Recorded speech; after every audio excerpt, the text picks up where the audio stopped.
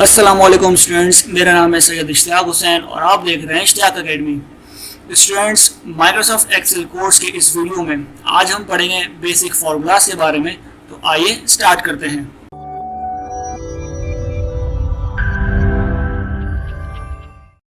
Students, अगर आपने किसी भी कोर्स या किसी भी सब्जेक्ट या इवन किसी भी चीज़ में अगर आपने ग्रिप हासिल करनी है, ग्रिप रखनी है, तो सबसे ज़्यादा ज़रूरी है कि आप उसकी बेसिक्स को समझें, अच्छे से अंडरस्टैंड करें एंड देन इम्प्लीमेंट करें। इससे होगा क्या? इससे ये होगा कि आपके आगे आने वाले टाइम में आपको जो भी अपनी फील्ड से रिलेटेड प्रॉब्लम्स आएंगी, अगर आपकी बेसिक्स अच्छी है, अगर आपकी बेसिक्स स्ट्रॉन्ग है, तो आप उस बेसिक्स को यूज़ करते हुए उस प्रॉब्लम को सॉल्व कर सकते हैं। बेसिक्स हमारे पास यहाँ पे इतनी ज़रूरी है। लेट्स सपोज आज हम अपने बेसिक फार्मूला स्टार्ट कर रहे हैं। लेट्स सपोज मैं यहाँ पे कुछ नंबर की लिस्ट क्रिएट करता हूँ, ठीक है। अच्छा, अब मैंने बोला कि मुझे इन सारे नंबर्स का सम चाहिए, टोटल चाहिए, ठीक है। एक तरीका तो ये है कि मैं यहाँ पे इक्वल टू को साइन लगा दूँ और बारी बारी इन सब सारे सेल को सिलेक्ट करूँ, प्लस का साइन लगाऊँ, फिर सिलेक्ट करूँ, देन प्लस का साइन, एडिशन का साइन। क्योंकि हम यहाँ पे कर रहे हैं एडिशन, सम कर रहे हैं, इसलिए मैं यहाँ पे बारी बारी सेल को सिलेक्ट कर रहा हूँ, देन प्लस का साइन लगा रहा हूँ, ठीक है।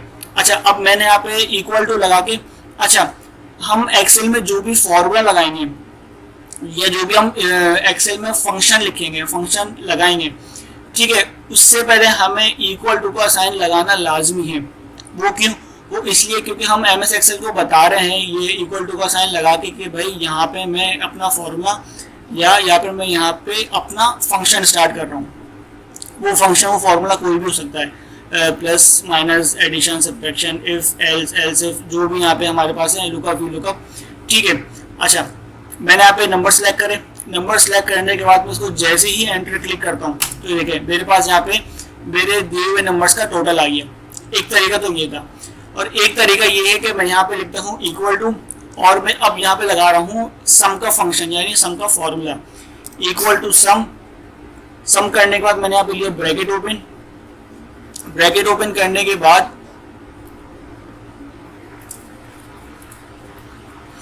अच्छा, तो अब यहाँ पे मैं अपना सम का फॉर्मूला लिख रहा हूँ, सम का फंक्शन मैंने यहाँ पे सबसे पहले लिखा इक्वल टू। इक्वल टू लिखने के बाद क्योंकि मैं यहाँ पे सम कर रहा हूँ, एडिशन कर रहा हूँ, तो यहाँ पे मैं लिखूंगा सम।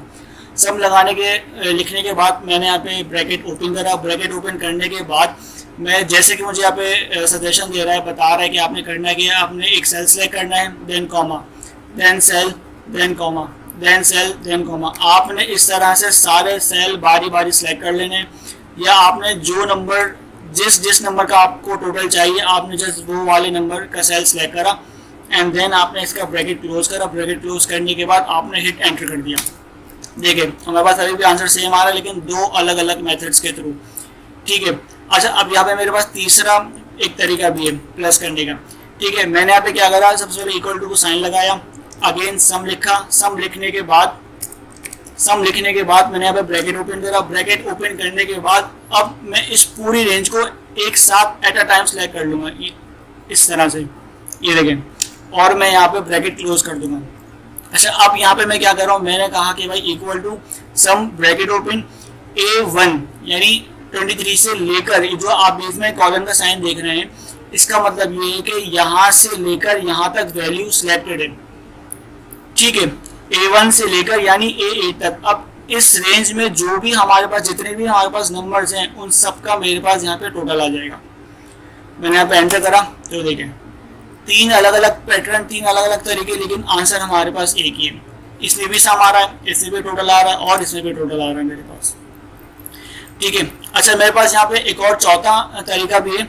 लेट्स सपोज अगर मुझे इन सब का टोटल जस्ट देखना है, कहीं प्रिंट नहीं कराना, कहीं शो नहीं कराना, मुझे जस्ट देखना है कि यार इन सब का टोटल कितना हो रहा है, तो हम क्या करेंगे, इस पूरी रेंज को मैं करूँगा सेलेक्ट करने के बाद आप बिल्कुल अपने जूम पैनल की तरफ देखें, बॉटम राइट, तो देखें मुझे यहाँ पे सम बता रहा है 448, ठीक है।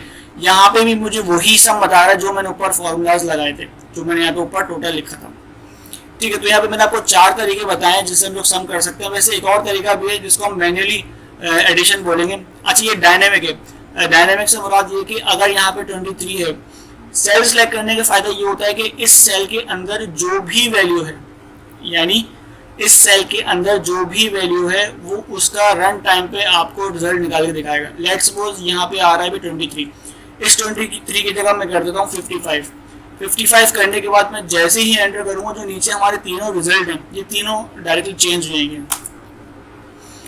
ये होता है हमें फायदा डायरेक्ट सेल सिलेक्ट करने का।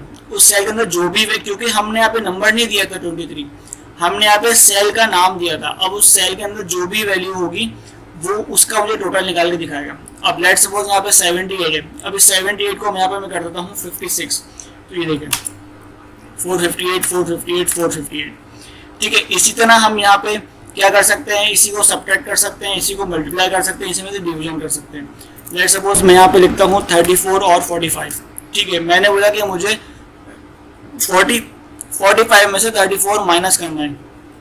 मैंने क्या करा, इक्वल टू, जस्ट सिंपली मैंने इसको यहाँ से करा, सेल का नाम लिया I6 I5 लेने के बाद मैंने यहाँ पे क्या करा, माइनस का साइन लगाया, सब्ट्रैक्ट करा और मैंने यहाँ पे सेल का नाम ले लिया।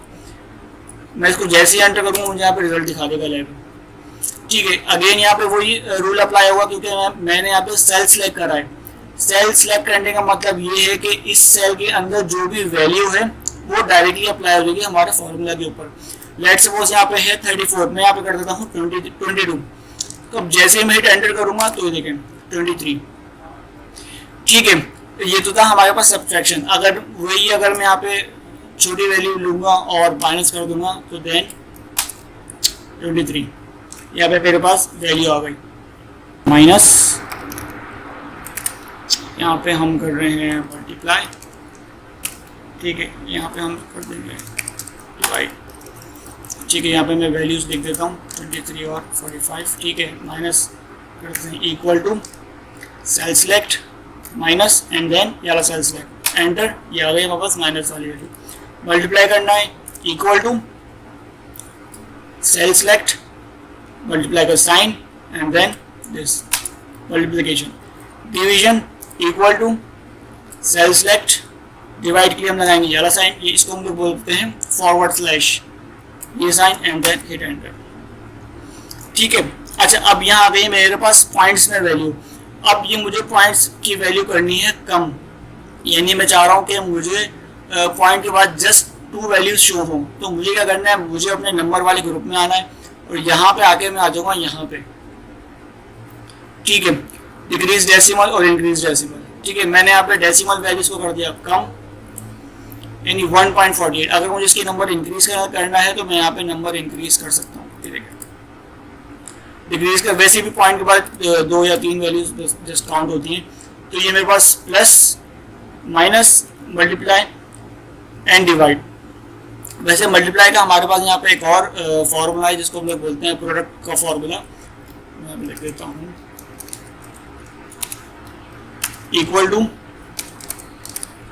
प्रोडक्ट ब्रैकेट ओपन, नंबर 1 लिया, नंबर 1 लेने के बाद मैंने यहाँ पे लगाया कॉमा लगाने के बाद किससे मैं मल्टीप्लाई कर रहा हूँ 23 से, हिट 1 782, ये हमारा प्रोडक्ट निकल के आ गया 23 और 34 का। आप 23 को 34 से करें, 34 को 23 से करें, आंसर हमारे पास ये सेम ही आएगा।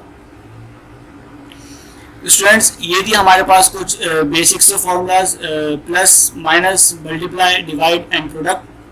Hope you like this video. अगर कोई क्वेश्चन है इससे रिलेटेड तो आप मुझे कमेंट्स करके पूछ सकते हैं, इंशाल्लाह I will reply it. Thank you.